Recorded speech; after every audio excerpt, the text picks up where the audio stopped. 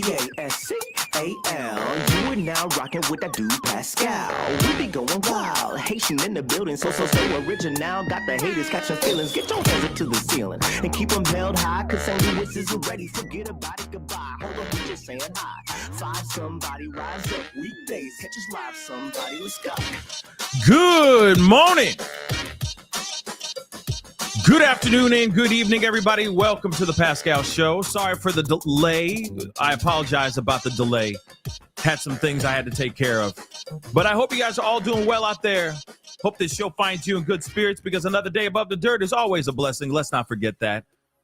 Even when the days are hard, don't forget, another day above the dirt is always a blessing. But I got something a little bit different for you guys today. It's not going to be a long show. It's not going to be a super long show. But it is a conversation that I think is very interesting. There has been a lot of stuff coming out lately from people that I didn't think we were going to be hearing from really at all. And yes, this is going to be a fairly controversial conversation. I'm going to be real. This is going to be a fairly controversial conversation, for sure.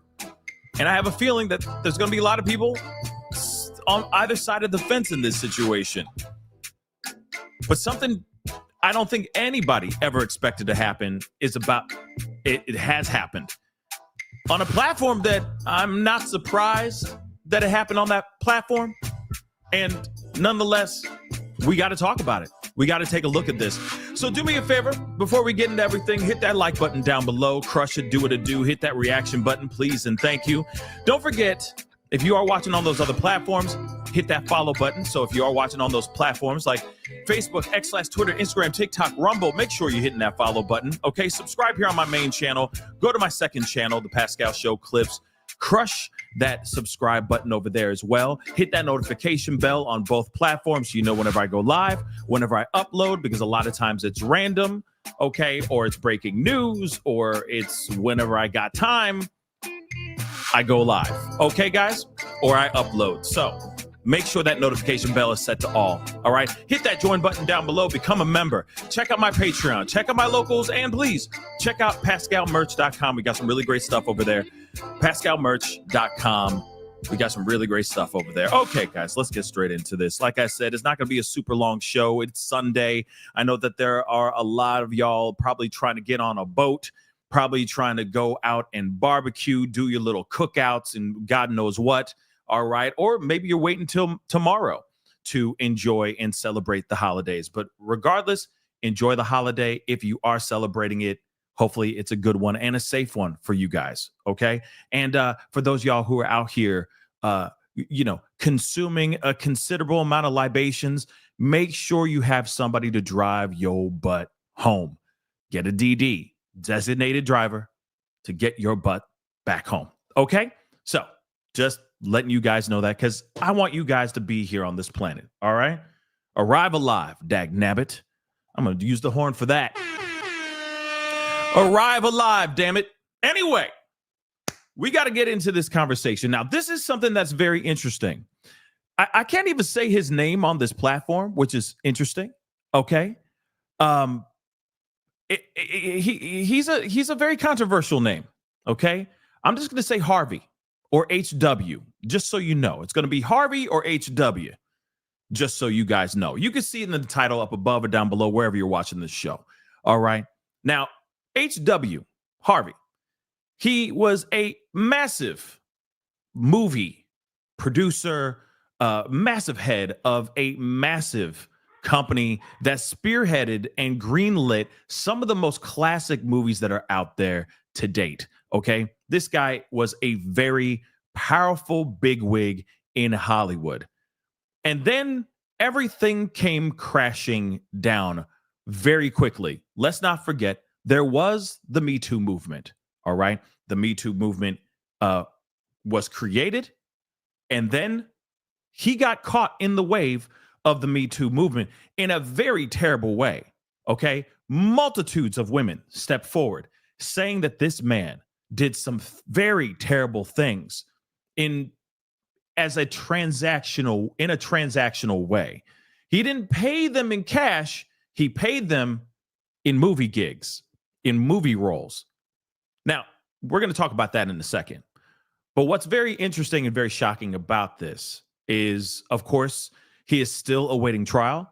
He's been locked up for about 5 years now, being alleged of doing these these are just immoral, deplorable, and illegal things. And we haven't heard anything much from him. We haven't heard him talk. We haven't heard his side of the story. And here's the thing. I think that, I even have it in the title here. Is Diddy a victim? Now, hold on, time out. I don't think Diddy's a victim. Okay, let me just say that. Let me just make that abundantly clear. I don't. Okay, I think he has created a lot of victims. I think that there are a lot of people, not only just people that were victims of him doing things to them via freak offs and whatnot. I also think that there were just victims that were verbally attacked, not only just physically, but verbally and mentally attacked by the diddler. Okay. I'm talking about his personal assistants, all the way down to his chefs, to staff, etc., security guards, etc. Okay.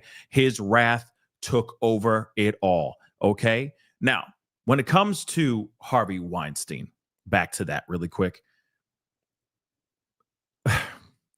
It's hard to look at what he is saying, and it's hard to take what he's saying to heart.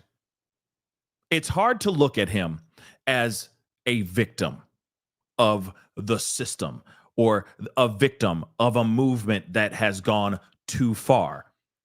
We are going to be looking at an interview very shortly that Candace Owens had with Harvey Weinstein. And I'm telling you right now, I know that there's a lot of people out there that are on his side, that are basically saying, hey, he deserves a chance to speak out. He deserves to say what he needs to say. Sure, he's a sleazeball. Sure, he done things that were deplorable and disgusting and wrong. But did he do these things in an illegal way? Well, I guess the verdict is still out on that. Okay, because he did file an appeal. He was found guilty on some charges, not all of the charges, but he was found guilty on some charges.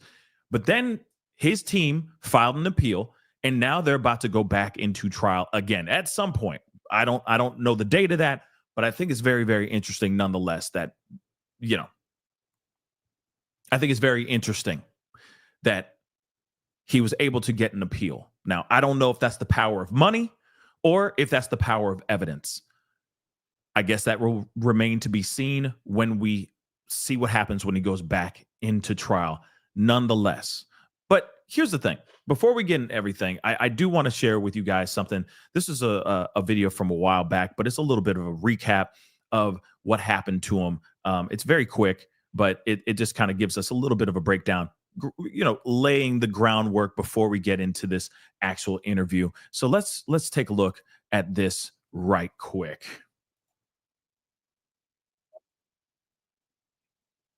I didn't realize this. My bad, guys. Hold on. I thought that there was sound connected to that, but it's not. Hold on. My apologies. Let's try that again. Harvey Weinstein, once one of Hollywood's most influential power brokers, tonight behind bars, a convicted sex offender. After more than 4 days of deliberations, the jury here in New York found the 67-year-old guilty of 2 counts of sexual assault. I do want you guys to remember that. He was found guilty of 2 counts of SA.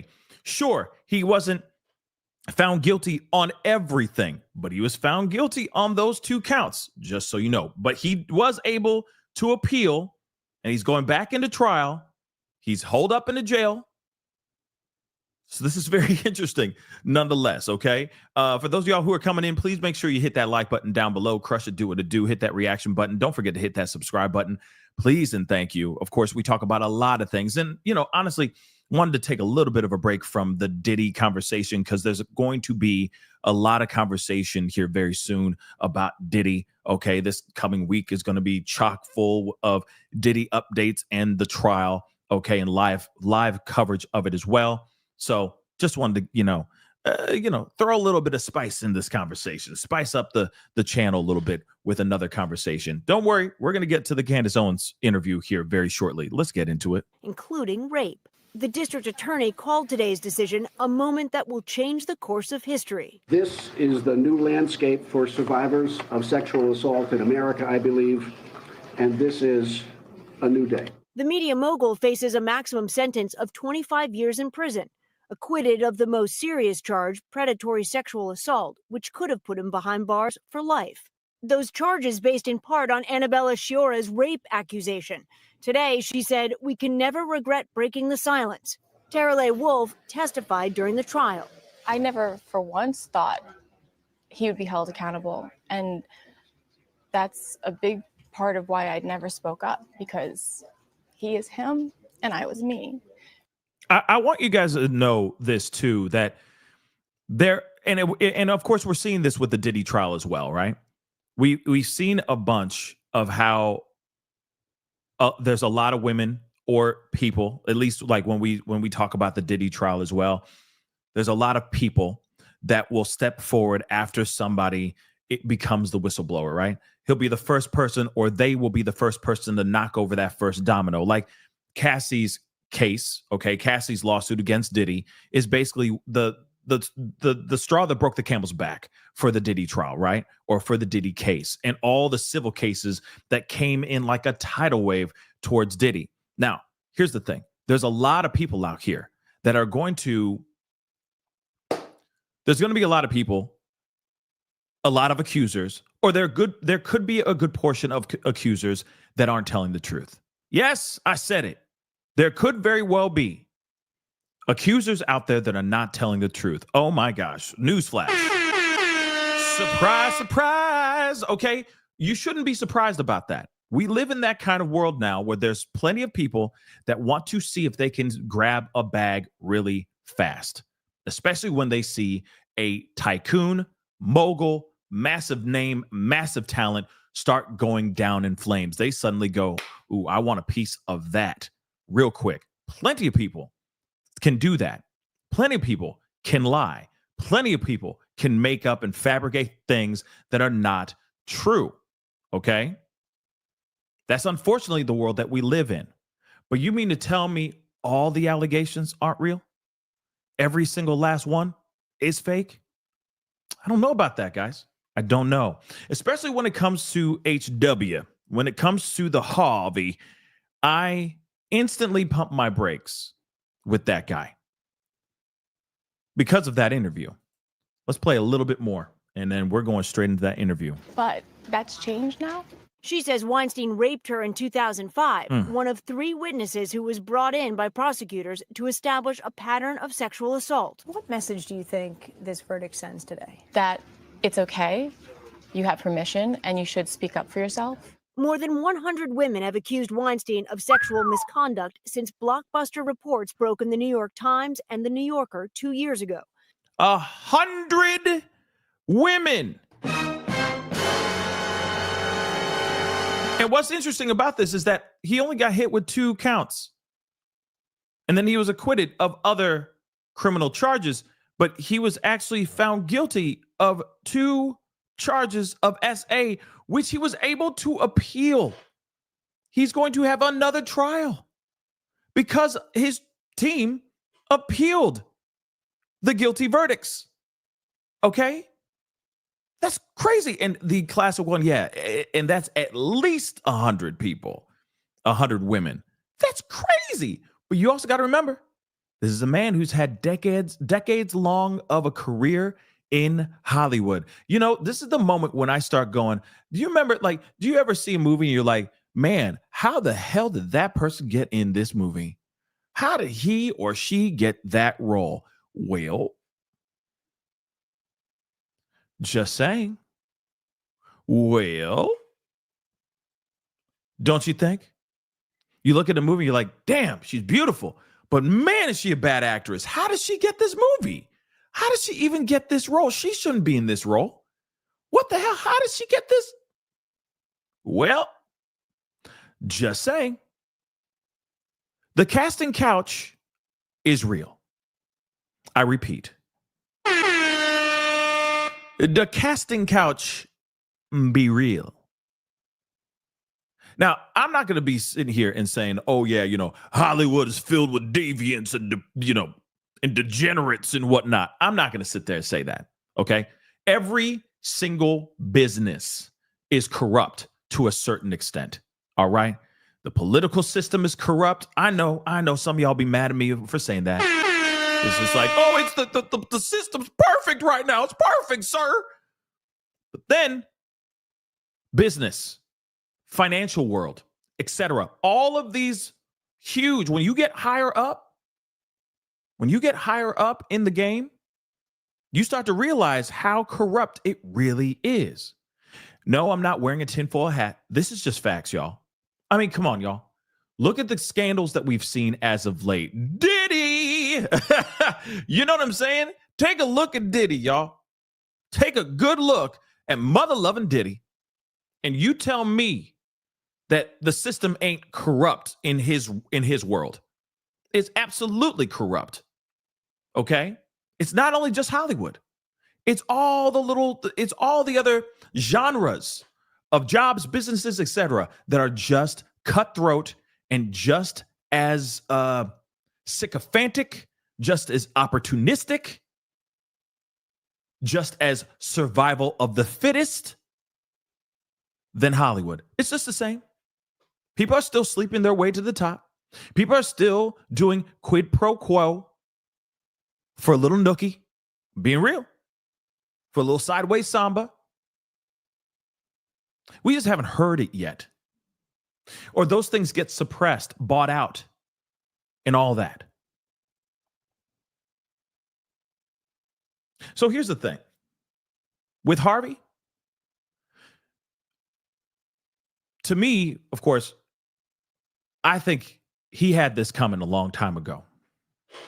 And I do think that there is a lot of things that can be, let's just say, lost in translation. Sorry, guys, I want to fix the speed on this interview so we can take a look at this. But I think a lot can be lost in translation or lost in the transaction. Remember, it's like, hey, you want this big movie? You want this? Let's just say he's spearheading and green lighting a Marvel movie or some superhero movie, and it's going to be a multi-billion-dollar gig. It's a 4-picture deal. The actor is going to have more money than that actress has ever thought of even possible to even have, right? She really wants that gig. But she's up against another starlet, another talent that's just as beautiful, just as talented. Okay? I know there's, talent is within the eye of the beholder. I will say that too, because there are some actresses and some actors too, where you go, how did you get that job? Right?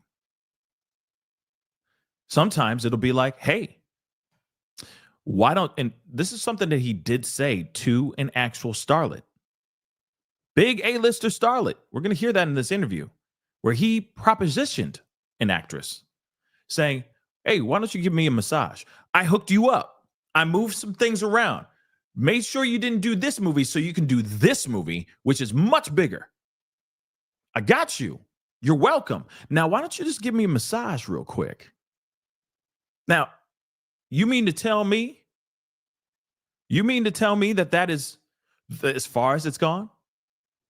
You're going to hear in this interview where he admits to doing immoral things. He says it's not illegal. I haven't done anything illegal. But he most definitely has gone to women and has done transactional things, has gotten a little bit of loving for a movie. Casting couch. He admits it. Now, here's the thing. There are some people I feel that would do whatever it took to get the job. And maybe during the course of that, they were not cool with the act. That's still very possible. Even so, in the middle of the act, they could say instantly, no, and he just keeps going. That's a possibility too. So again, it is a very interesting situation. And what you're going to hear in this interview is very weird. Is he innocent? Is he really a victim? Really? Well, let's take a listen, shall we? And of course, I'm going to be cutting in and out of this. I sped up the speed and all that because of, fair use and all that crap. But at the same time, this is very interesting. And I am still just curious about, I don't know. I am kind of curious before we go into this. I am still kind of curious about what, because this is only part of the interview. This is not the whole thing. It's all on Candace Owens. It's all on her website through a paywall. She put out like half of the interview on her YouTube channel, and that's how we're getting a chance to see this. But I'm wondering if she is. I'm wondering if she is going to do like Bill Cosby, if she's going to interview all of these guys that were quote unquote a victim of the Me Too movement. Like I'm wondering, because she is interviewing literally for the first time ever HW behind bars. This is weird. I'm wondering where she's going with this, and I'm wondering if this is all just for clicks. If it's just an opportunity to be as bombastic and as controversial as she possibly can, so she can continue to be on the top of the list of like those controversial, hard-hitting journalists that are out there. And let me say this too. I mean, I ain't hating her game. You know what I mean? Do you? If you got that access, go ahead and do your thing. But is this man really a victim? Is this man really innocent? More importantly, is he innocent? Let's take a listen.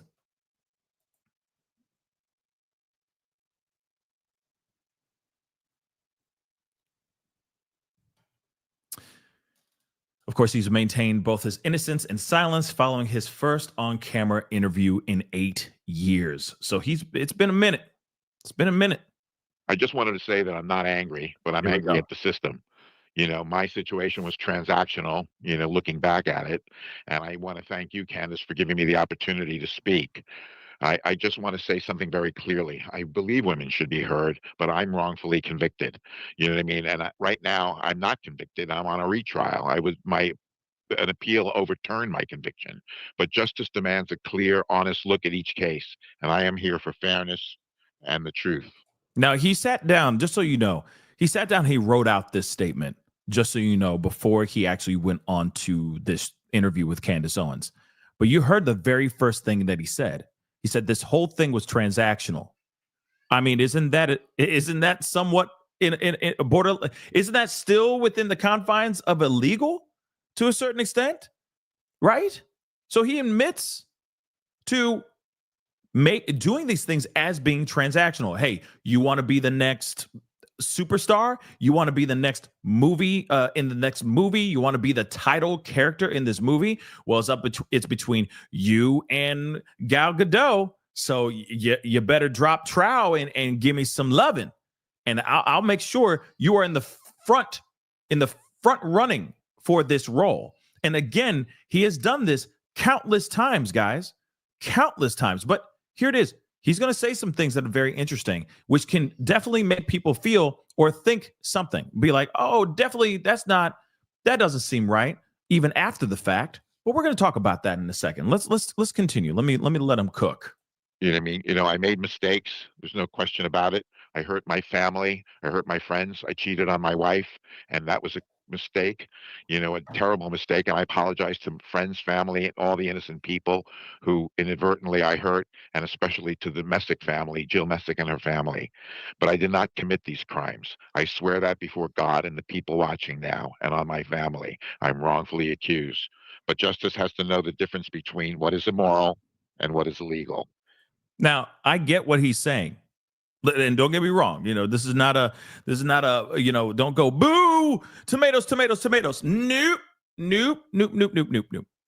I am not really giving this guy that much space to breathe. But yes, that is the main question.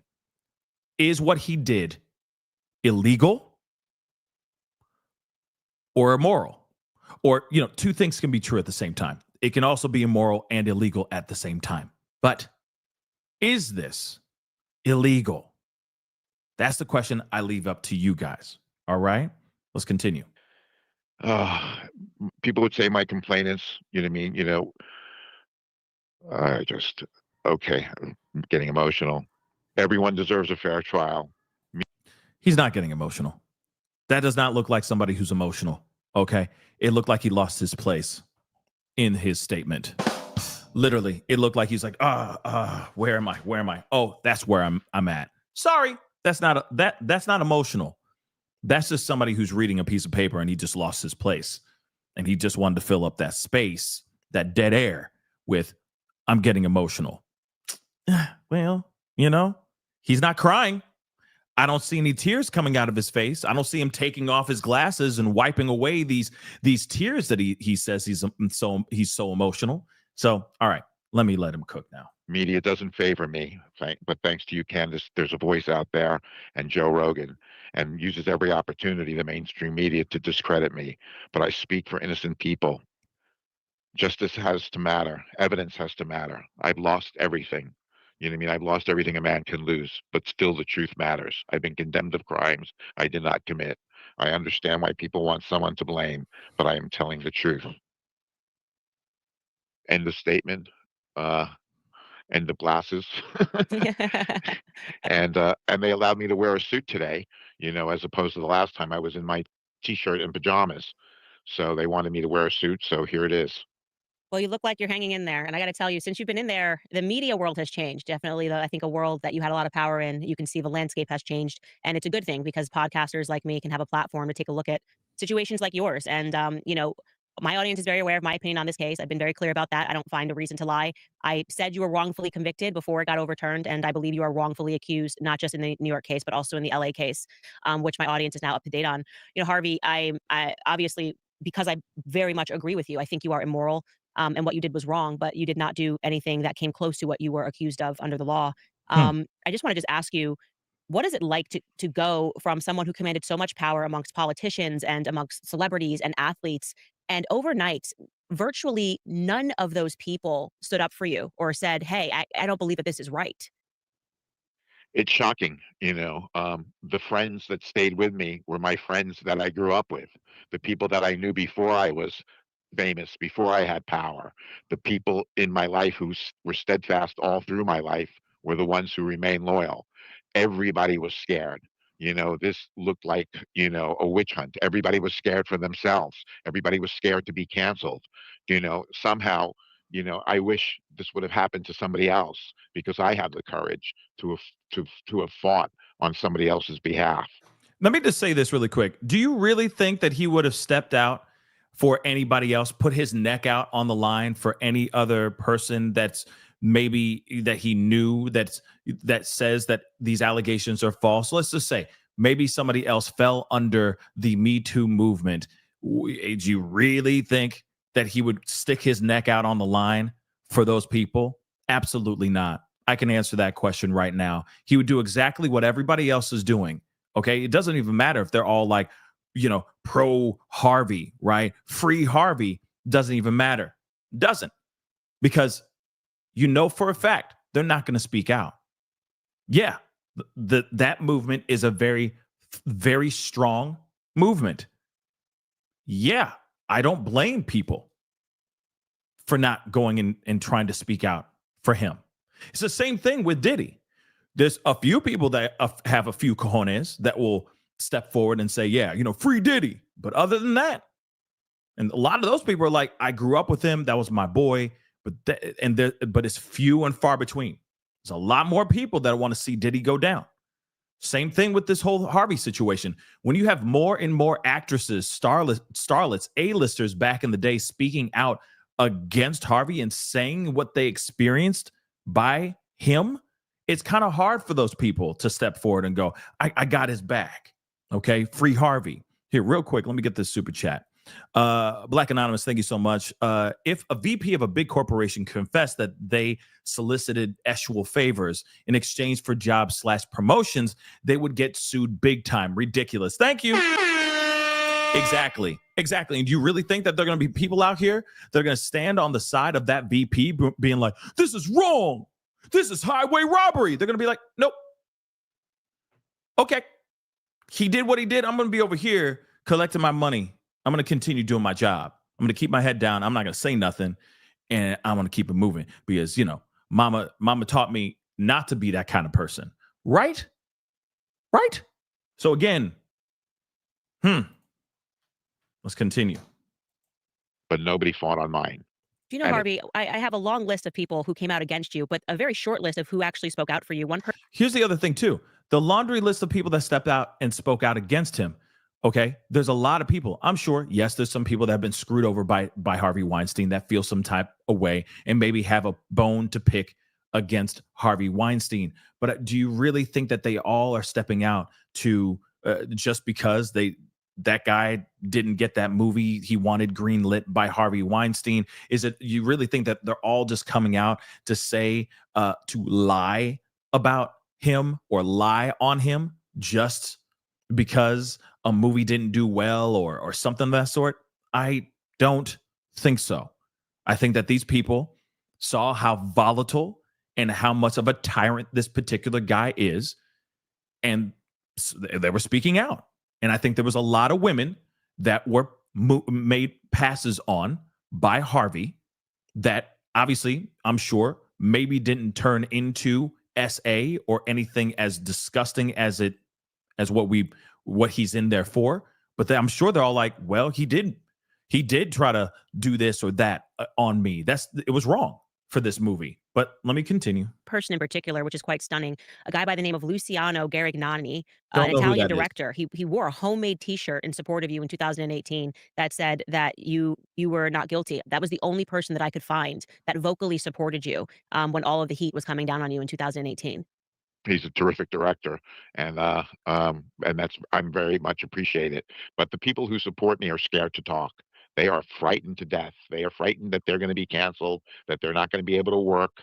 I try to get my people to stand up and even testify in the trial, and nothing. Nothing. And jumping into that, by the way, some of the names, there were people who I think remained silent for that reason that you're saying, is they were fearful of being canceled. But some people took it upon themselves to come out and actually condemn you and to say awful things about you. Here we go. And the media was obsessed with speaking about Gwyneth Paltrow. I don't know if you know this. She went on Howard Stern and basically made a very strong statement against you and said that Brad Pitt had to effectively rescue her from you and stand up to you because you made her feel so uncomfortable. We had one instance in a hotel room where he made a pass at me. And then I really kind of stood up to him. I told my boyfriend at the time, Brad Pitt. We were at the opening of Hamlet on Broadway that Ralph Fiennes was in Hamlet, and Harvey was there, and Brad Pitt. It was like the equivalent of throwing him against the wall, energetically. What he did was he leveraged his fame and power to protect me at a time when I didn't have fame or power yet. Right. Wow. It moves you. Yeah. It was fantastic. He said, if you ever make her feel uncomfortable again, I'll kill you, or something like that. It's okay. So fabricated. So here's the thing. You got a person that is literally sitting here saying, hey, I went through this whole situation with Harvey Weinstein. He came up to me. He hooked me up. We're going to hear about his side of the story here in a second. But again, it's still like you're going to hear it still happened. Right? It still was a pass. It still was disgusting. It still was bad. Was she SA'd? No. But it still happened. All right. But like I said, why? Let me just let him say this. Hear me out. About my relationship with Gwyneth. I'm going to talk about it and just say that I had a meeting with her. She originally was scheduled to do Woody Allen's Everyone Says I Love You. Thank God I was distributing that movie as well. And I managed to substitute Drew Barrymore for Gwyneth so that Gwyneth could play Emma. And Woody Allen did us a real favor by doing that because we were scheduled to shoot Emma and I wanted Gwyneth for the role. At the end of the meeting, we had a glass of champagne. As I was walking out the door, I said to her, I'd love you to give me a massage. And she went, yeah. And, that was it. I didn't put my hand on her. I didn't touch her. I definitely made a pass, I guess, you could call it that. But that was the sum total of that situation. She did have Brad call me, and Brad, very manly, very cool, just said, don't do that again. And that was that. We made 11 movies together, classic films, Shakespeare in Love, Talented Mr. Ripley, Sliding Doors, just so many great movies and such a great partnership. And now I heard, that she thought the relationship was abusive. Anybody who was there, who witnessed that relationship, it just turned into total friends.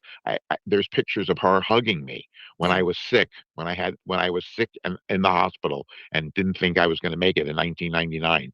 Gwyneth at the Golden Globe said, "Bomber, we miss you." She got up and made a speech about me. Nobody asked her to do that. In her Academy speech, she thanks me. She's the daughter of a wealthy TV producer, a great man, and Blythe Danner, a great actress, with Steven Spielberg as her godfather. She doesn't have to do. She could have just said, "Harvey asked me for a massage. I'm never working for him again." Okay, if you can Okay, hold on. Let me just. First, of course, I need to skip through all this. It's all just ads, but here it is. Okay, you mean to tell me that he is sitting here saying, "Yep, I did make a pass at her." So he says he made a pass at her. That is obvious. He says it verbatim. But then he goes, "Oh, but then we went on to make a lot of great movies and blah blah blah." If it was such a problem, why wasn't it a problem, or why wouldn't she say anything at that time when she was making all these movies with me? Well, you are the head of a massive company that spearheads all of these movies. What do you think she's going to do?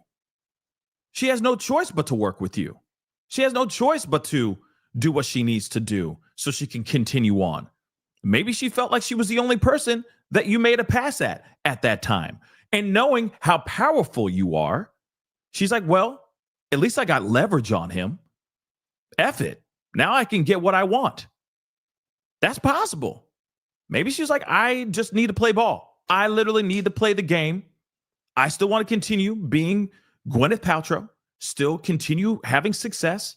So if you noticed, after all that, Shakespeare in Love comes out. All these other movies that she is the main lead in happened after he made that disgusting pass at her, right? After Brad Pitt got in his face, allegedly, and said, you know what I mean? Cool it. Don't be an a-hole kind of thing, right? What do you do with somebody who is running Hollywood, right? Real talk. What do you do when you have somebody who's spearheading Hollywood? It's just something to think about. I think that she was literally just going, hey, I got to play the game, and I got a little bit of leverage on him. And notice, after that, she won an Oscar for Best Leading Actress, y'all. Real talk. In Shakespeare in Love. If the timeline is right, sounds like she had leverage. And she's like, nope, I want that role, Harvey. Yeah, because I know what you did, and that was disgusting. I will say something. And he's like, all right, take the role. Take it. And what happened? She won an Oscar for it, right? So that's possible. And then after he gets locked up, then she's finally like, all right, I can say this piece. I can say this part. I can say this now. Maybe. But let's continue. And that's one of the things that I was very compelled in speaking with you. And obviously you and I have spoken many times off record. You're very honest. Every time I ask you a question about any actress, you tell me exactly what happened. And it's interesting because what you're speaking about was what I always found to be problematic about the Me Too movement from the beginning is we're conflating, he made a pass at me and I didn't like it, right? Or, I turned him down, or maybe I had a bad date with someone with rape. And this is very problematic. And sure, she can say that. I didn't like that he made a pass at me, but to jump on a train when people are saying I've been raped, I think it's irresponsible for women to do that. I really do think it's irresponsible for people to be conflating being hit on and not liking it, which you've admitted to, and I've been raped. I get that too. I'm on this. I agree with her on that some people can take the movement and take it to a whole other level, right? He just made a pass at me. Suddenly it equates to being essayed. We've seen that a million times in other cases as well. But at the same time, it's not like she's filed anything. She hasn't filed anything from what I understand. She's just talking about an experience of being approached by this disgusting individual. That's it. You see what I'm saying? I think that's a massive, massive difference. But I digress. Let's continue. No question about it. It's all conflated, and it's all led to the idea that I am going to be the one they prosecute. I am going to be the one they persecute. Look, when the case was overturned, they could have dropped it, but they didn't. They just went after me one more time and added somebody to it. But, I can't talk about the case. Yeah. I can just, talk to you about the things that you need to talk to me about. Right. And I totally understand that. I'm not going to push you on that because But that's one probably thing, what. one thing I do want to say is I've asked to have lie detector tests brought into the prison, and I already took a lie detector test on Jessica Mann, and I scored in the highest level, that one can do for honesty about not sexually assaulting her or raping her, and I want to do lie detector tests on the others. I know they're not admissible, but I want the world to know that I did that, and I hope the women would just take me up on the challenge and say, okay, we'll do it too. But I doubt they will, but I will. Yeah, and I think that was one of the things that stunned me is that they didn't report a lot of this stuff in the press. And when I looked at this case and I said, if you're a journalist and you're just interested in anything, why would you leave out these big details? He passed a lie detector test. The things that the court was not allowing to be shown as proof of your innocence in the courtrooms were something that also stunned me, particularly involving the LA case, which I fully expect to similarly be overturned. It definitely looked like the Me Too movement got so big that they needed to say, sort of hang somebody. Somebody's got to die so that we can move on and think that we've achieved social justice. And I think that somebody was definitely you. That's quite a statement to make. Okay. I don't think that that's the case. I think that there's been plenty of people that have stepped forward, went after him, saying that he did these things, and then he went to trial. Now, I don't know about all the 100 other women, the 100+ women that stepped forward and said these things. I don't know about those women, okay? But he was convicted. Now, obviously, there was an appeal, so he's going back into trial here again in a second. But no, I really don't think that the media just decided to take this and hang him out to dry and use him as an example of this particular movement. No, I think he did some very bad things. This became a huge story. Other people started following it, as far as like following one lawsuit after the other, and it became news. It's the same thing when it comes to Diddy's situation. Now, I'm going to be real. There are going to be people that have said things in their civil lawsuits that will come up as a full-on fabrication. Yes, we already talked about that a million times before. There are people out here that are going to make things up so that they can make some money, in hopes that they make a couple $1 million because they know how rich this person is and they want to kick the man while he is down.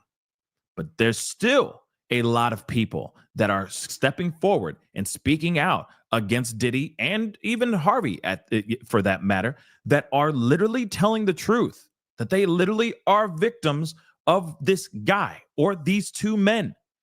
I don't think that this is a situation where the media just took it and just wanted to run with it and just try to take Harvey down. No, Harvey did his own bidding.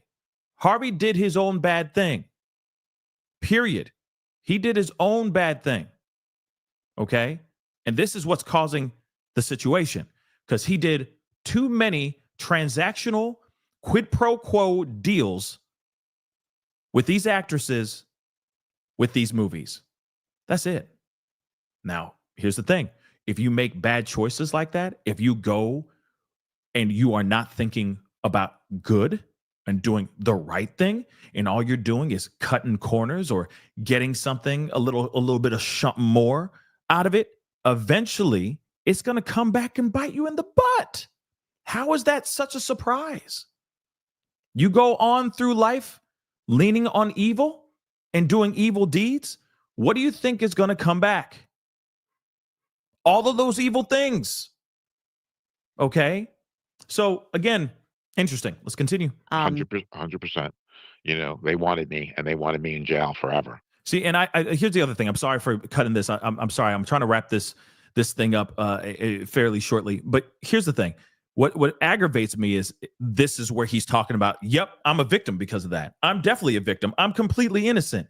He said it right at the beginning. He said right at the beginning, these things were transactional. I did these things. They were transactional. Okay. Now, it's still up in the air on whether he took these things, if you get what I'm saying. If this was SA, still that's something that needs to be talked about and fought in court. He got an appeal. How he got that appeal? Don't know. But he got an appeal, so he's going back into trial for that. But at the same time, he's admitting that he made these decisions. How are you a victim of decisions that you made yourself? You also got to remember, too, this is a man with power. This is a man who's sitting at the very top of the mother-loving mountain, sitting in a throne with a crown, okay, filled with jewels. And everybody wants to sit next to that man, or in fact, wants to sit in his chair, not on his lap, but in his chair. They want to be right next to that kind of success, and he knows it. It's the same thing when we look at the Diddy situation, okay? He is the king, and all the people that live in his world are merely there for his doing. That is it. Same thing with this guy. He knows exactly what he was able to do, and that's the reason why he abused that power tremendously and in the most disgusting way, to the point where it was an urban legend and it actually became true. The casting couch urban legend actually became true because of people like Harvey W. Again, he could have done less. He could have done a whole lot less, but he did not go with good intentions. Hold on real quick. Kimberly, thank you so much for being a member for 30 months. I appreciate it. Pascal, just simply pointing out the facts. Thank you. I cannot agree more. Thank you, Pascal. Always love. Thank you so much. Same to you. Same to you. Okay? But like I said,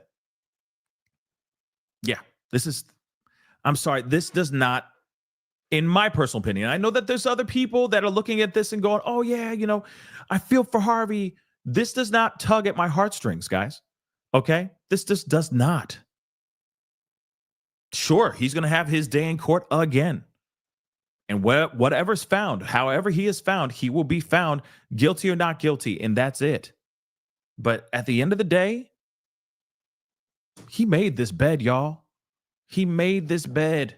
This is not the media just trying to take him down. There's been plenty of other people that have done very bad things, and there's plenty other bias, of course, there in media too, where they'll just take it and run with it. Sure, there's articles like that for sure.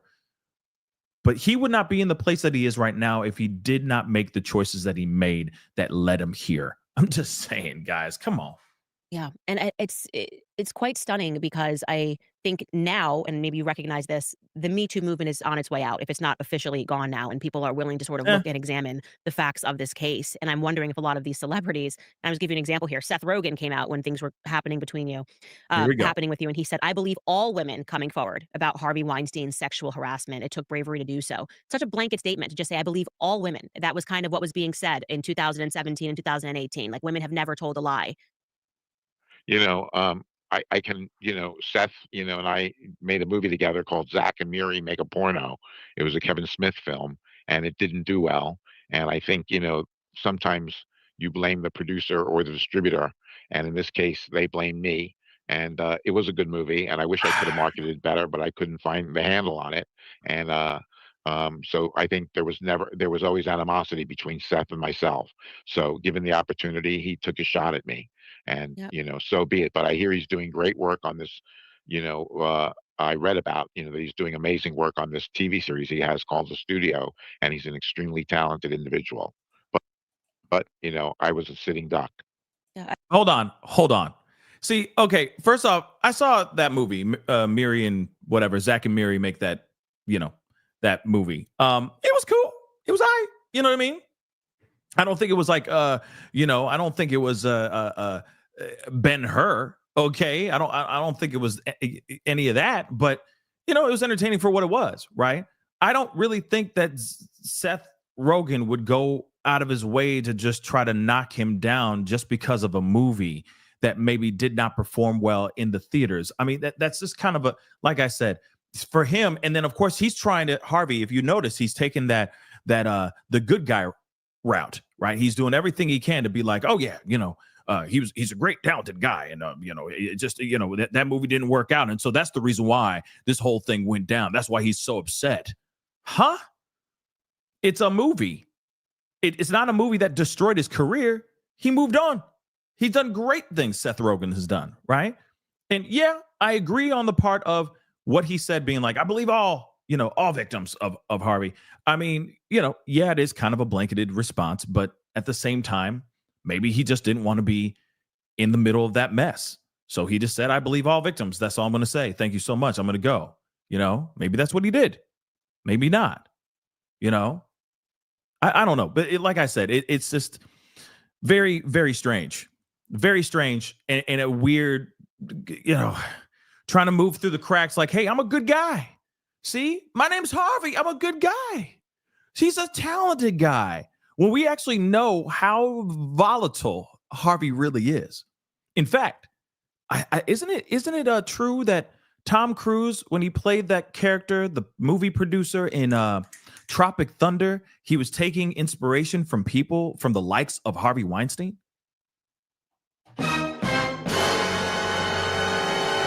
I mean, aside from the dancing, okay? Aside from him just like doing the hip hop stuff and doing all that crazy stuff. But when he's just like screaming on the mic, on the phone and losing his mind and all that, talking trash at his assistants and all that, he basically said that he was taking that from other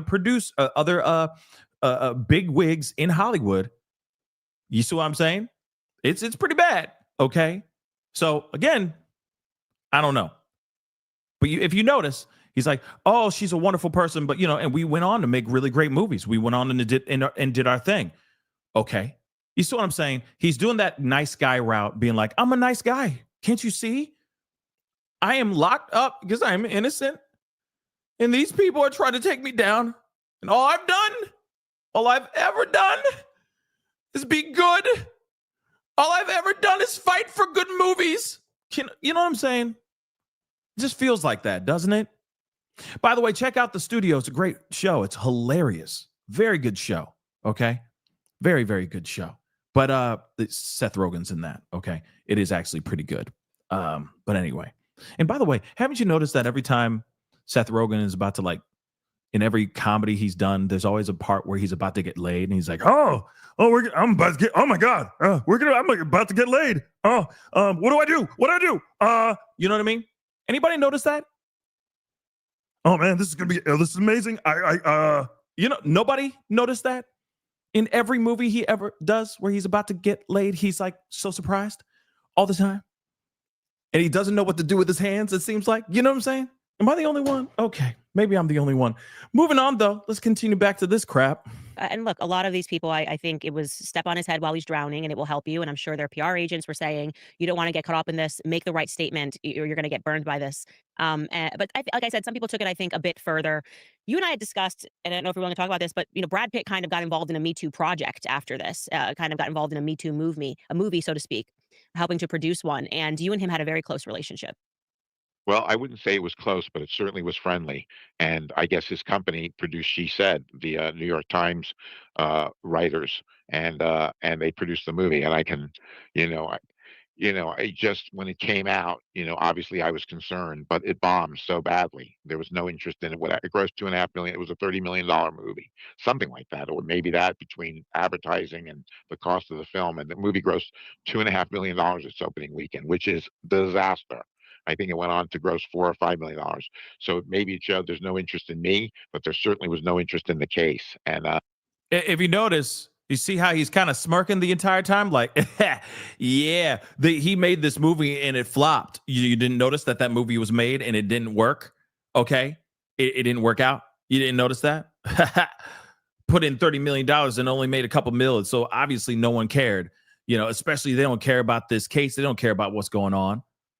Listen, just because this person is an absolute monster and there's nothing you can do about it, in a way, you're stuck in that system and you're stuck in that game, and he is the person who's a gatekeeper to billions of dollars, access to movies or projects that you're you're getting an opportunity to create. You're just going to have to work with them and deal with it, okay? Unfortunately, because maybe all the things that are just hearsay. They're rumors, urban legend, but there's nothing you can do about it. All you can do is like, yep, I'm here with this guy. Yeah, he cool. Moving on though, right? I'll keep him at arm's length. Be respectful to him, but I only need to be respectful to him so I can continue my movie career. This is my business. This is my career we're talking about. And I think that that's what happens with a lot of these people, a lot of these celebrities, especially these artists. Like when we look at the Diddy situation, all the artists, right, that are working with Diddy, or those security guards, all those goons that work for Diddy, they all can't do or say anything out of fear of retaliation or losing their job and all that, which is still messed up. And I do not excuse that type of behavior. But nonetheless, all the people that are surrounding themselves by Harvey or Diddy, they all, seem to be more concerned about their livelihood in their career because they know that that person has the brass ring in their hand. And it's sad because most people like Harvey, should not have that kind of power. They shouldn't. Shoot, I can't believe I'm about to quote this, but when Kanye was good, before Kanye lost his mind, or maybe it was during his mental decline, but he said no one man should have all that power. Did he not? And that's true. We're seeing it countless times. All these people with the fame, success, the money, what are they doing? The New York Times, those writers, I have read something that is so explosive and such a bombshell that a young writer named Clark Patterson, conservative, with the guts to write an article about what happened to me at the New York Times, a detailed point by point article showing that there was no reporting, that they were taking dictation. When they said she said, they meant it. She said, we wrote it down, we never checked it. Rose McGowan said, I donated money to an organization. They never checked, that she did that. They never checked these different things and followed up and did the research before they wrote the article. Ashley Judd's claims are, ridiculous. I stood in a hotel room. I never touched her, came on to her, nothing ever. I fought for her. They said I banned her on a movie. I fought for her on Good Will Hunting, and I lost that battle. I thought she would have been fabulous in that movie, and I think she would have gotten an Oscar nomination. But, people forget all it is research. There's an article in the Washington Post, if you Google Ashley Judd and Harvey Weinstein, and said that Ashley Judd gushed all over me at the English Patient Oscar party. There's a picture of me holding her hand. And when she went on TV, she said, see, he's pulling me. He's pulling me. I was just holding her hand, pushing her into the party, bringing her in. But Diane Sawyer and those people at that time, you believed it because everybody believed those people, at that moment. Again, you really think that all of these actresses are stepping forward and just fabricating these lies just to look good? I mean, it just doesn't make any sense. To me, it doesn't make any sense. I'd like to see more proof, of course, from what he is saying here. But at the same time, really, I mean, come on. A lot of things can be interpreted a different way when you see the likes of a photo, okay? Oh, it looks like he's pulling her. No, he's just holding her hand, blah, blah, blah. I mean, anything is possible. That picture can be interpreted 15 different ways. But again, it's just very interesting. Like I said, that he is sitting here saying, "Oh, yeah, I wasn't pulling her. I wasn't pulling her at all." She's saying that she was getting pulled by him. Well, maybe there really was some things that went down that she experienced from Harvey, and he's just trying to bend the narrative a little bit, right? Again, he's got his side of the story. These women have theirs. But at the end of the day, this is yeesh. Her hand, pushing her into the party, bringing her in. But Diane Sawyer and those people at that time, you believed it because everybody believed those people, at that moment. The New York Times believed no research whatsoever. I hope this article blows the whole place up, and that the Pulitzer Prize people reconsider. Harvey, I think it's perhaps more sinister than you even think, because and this is we're similarly following a case with Blake Lively, and it is a case of she said. The New York Times, I think, even worse than that, they wanted to go after this guy. They had friends at the New York Times, the exact same woman who won a Pulitzer, one of the 3 people who won a Pulitzer for Taking You Down, Megan Twohey, was the Yep. one who wrote this piece about Justin Baldoni. And when we got the full details, gratefully, Brian Friedman, and this would have been my legal strategy had I have been your lawyer, just dropped every possible detail for the public to be able to read. It is, but I think personally there should be laws. A journalist should have to go to prison. I mean, if you're putting people in prison on the basis of what you write, it just would follow to me that somebody would have to suffer the consequence of lying. These are lies by omission and painting people as, sexual harassers or worse than that, rapists, because you're maybe doing a solid for your friend, which is what it's looking like the New York Times was doing for Blake Lively and Ryan. Mhm.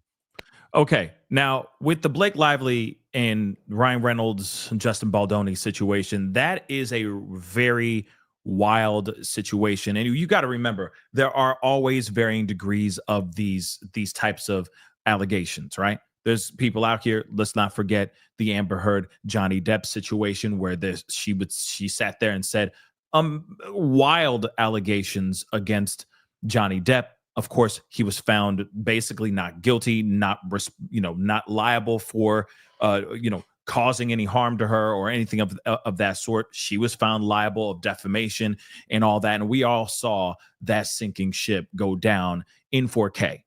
We all watched that trial. That was insane stuff for sure. But and I get the comparison. I get the need for comparison, because yes, when you look at the situation with Justin Baldoni and Blake Lively, yeah, Brian Friedman, Justin Baldoni's lawyer, did what exactly? They put out all the receipts. They dropped it real fast. Here's everything, right? Now, I feel that with Harvey Weinstein, with this whole situation, you really think that his lawyers would not just throw everything out there for everyone to see? That would have happened by now. But we have yet to see that, because, again, he admits to quid pro quo transactional things. You want this role? You got to do a little something for me. Okay.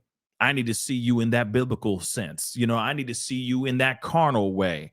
And then I'll give you that movie. Right. So again, sure. If there's receipts, why aren't they out now? By now, it's been a while since he's been locked up. Sure, he's appealed that guilty verdict on 2 counts of SA, and he's still going to go back in there and try all over again. But he may get found guilty again for those 2 counts all over again. You see what I'm saying? Where's the Carfax? Where's the proof? If it really is like that, where's the proof, y'all? Right? And I feel like that's an idea that should have already been done. His lawyers should have already done that. You see? And perhaps bigger people behind them. Have you considered the angle, Harvey, that these are big bosses, WME bosses, are the people who want to buy a piece of your company? Have you made somebody angry? I think that there might have been something more behind the takedown of you, because I can't comprehend it. It just doesn't make sense to me. Now it's the conspiracy theory of they want to take down the big guy who's up on top. I'm sorry. I don't think it's like that. I really don't. But of course, there's always room for that possibility, right?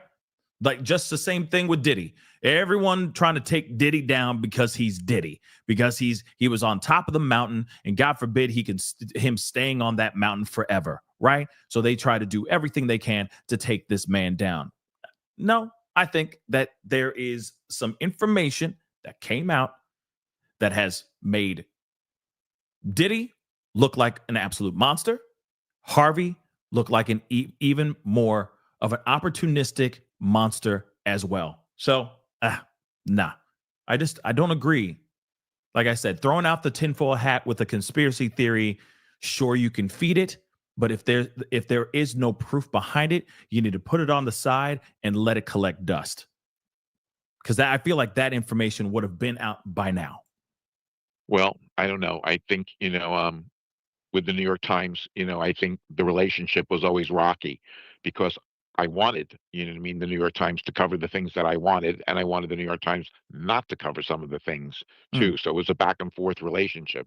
And on one level, I had a great relationship, with the owner, but the owner of the paper, has a firewall between him and the editorial. There were editorial back and forth. I guess they didn't like me and they wanted me, and I was a good target for them. How But do you think she then won a Pulitzer? That's what's stunning to me. It kind of makes the entire system fraudulent because to win a Pulitzer, it has to be such detailed. You looked at every angle, you've explored every case. I mean, I barely looked at this case before I realized something was very wrong, and I thought you were guilty. By the way, when you and I first got on the phone, yep. I just said I don't even remember what he was in prison for, but there were so many articles that surely somebody did the due diligence and noticed that he was guilty or confirmed that. And it was, I mean, an hour reading into these transcripts, and I went, what's going on here? Well, this young man, Clark Patterson, has a detailed article coming out, I which can't will wait to see this detail piece article. by piece, every name, every story, everything that they did and everything they didn't do as reporters. And it is a stunning piece. And I hear it's going to be published soon. I don't know where, but I just heard through the grapevine. But and I read a preliminary article, and I'm excited, to have that out. I hope the New York Times restates its case so I can sue them for defamation. Interesting, right? Sue them for defamation. And again, I'm kind of curious as to what it would be like, what this article is going to entail. Because if it's just not the greatest of reporting, sure. But if it's about evidence, I mean, for me, I'm like, well, what does the court say? What's the actual legal document evidence saying? Right? I mean, at least that's what I think. For him to sit here and say, "Oh, this is just one big old witch hunt," I don't know. I don't know about all that. But at the same time, this is the bed he made. These are the choices that led him to where he is. Bad, evil, disgusting choices that he made led him to be behind bars right now. Okay. And of course, was found guilty on 2 counts. And then he's got an appeal, which I know a lot of people are like, well, he got an appeal. He got an appeal. And it's like, yeah, I know he got an appeal, but he ain't free. He still has to fight this out. He still has to show proof positive of whatever he's trying to prove positive of to exonerate himself on those other 2 charges. But we haven't seen that yet, right? We're still waiting for that. So he's still in holding. He's still in jail for that, right? There's like a few seconds left, I think, here. Absolutely. And a question for you, Harvey, somebody who's on the red carpet all the time, flying to premieres, flying private, commanding so much respect in the industry. What is a day in your life like now? Okay. And of course, there's a lot more to this interview, of course, that is on her website. I mean, I recommend you guys go and check it out. It is very interesting to hear what she is saying or what Harvey is saying in this interview. But like I said, these are the choices that he made, right? These are the choices that he made that led him down this dark, disturbing path, right? Which is why he is locked up right now. If he decided to help specific people because he liked those people, not because he got favors from them, then maybe he wouldn't be in the situation that he's in right now. Or thinking that he could just get away with anything because he's at this position of power. See, like I said, this is a lot like Diddy's situation where he has a certain level of power. I think that there's more than just a few people that are victims of Diddy, just like I think that there are more than just a few of these women that were victims of HW as well. Hold on, let me get the super chat. Life is good. Thank you so much for the super chat. I appreciate it. Thank you for all you do. You're one of the best creators that I watch that keep things honest and straight to the point. Love your honesty on things. I appreciate it. It's not easy sometimes to be to put in my 2 cents because I know that sometimes it goes against what other people think, right? It may be an opposing view, or it may be something that's super controversial and it just instantly turns people off. It is what it is. That's just the world that we live in, right? But given the fact that we're able to have this kind of discussion, this kind of platform, this family chat, I think is very important. But I did want to share that with you guys because, of course, maybe someday soon we'll be hearing something along the lines like this from Diddy. Think about that for a second. We might get an interview from Diddy, from someone else, okay? from by some other podcaster or by a Gail or an Oprah. You never know. Being like, I just need to say my piece. And here's the thing. He's allowed to say his piece. Do we have to believe it? Do we have to be on his side? Hell no. But he has a right to speak out. Just like this man right here, just like HW, just like Harvey. He has every right to speak out. It's his right. Do we have to agree with it? Hell no. I think it's ridiculous for him to say, oh, I'm a victim. I just don't see it. He was at a position of power. He abused that power. He used everything, all that leverage that he had to his advantage so that he can get with beautiful starlets in Hollywood. That's basically what it is. He admitted that in the very beginning of that video. Yeah, a lot of these things were transactional. I cheated on my wife. I did this, that, and the third. So he's not lying about that part. He made those choices. But just like any other CEO or any other corporate company, you are in a position of power, and say you're dating or start stooping someone a girl who just became an employee of that company, you are liable to lose your job solely because of the power dynamics. It's not like, oh, we're in love and it's love. You really think that corporate company is sitting there going, yeah, it was love. We'll let them go. No, they won't. We'll let them do their thing. We won't let him go. No, they will let you go, because that is a situation that turns into a whole mess of issues. Again, this guy had a level of power over all of these people, not only just these starlets, but also these stars, these male actors as well. And I'm not sitting here saying that he was doing anything disgusting, doing something spicy with the actors, but I'm just saying, as far as the control and the power over these particular people, especially those who know things and wanted to speak out, that leverage that he had is a very dangerous thing.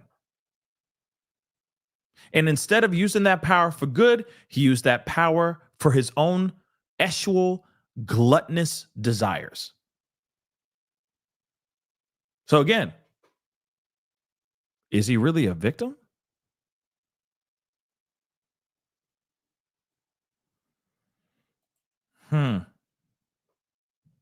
Anyway, guys, that's the show.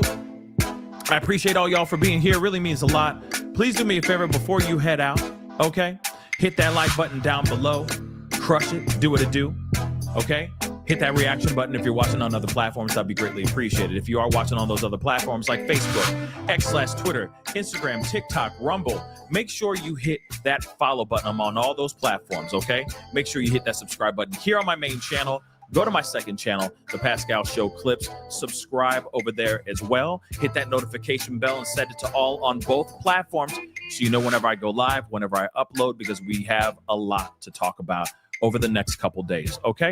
Hit that join button down below. Become a member. Check out my Patreon. Check out my locals. And, of course, check out PascalMerch.com. Okay, guys? Anyway, we'll be talking very, very soon. All right? Stay blessed out there. Enjoy your holiday weekend as best as you can. Don't set nothing on fire that doesn't need to be set on fire. Drink responsibly. And I'll talk to you guys very soon. Be good to yourselves. Be good to one another. This is The Pascal Show. Bye.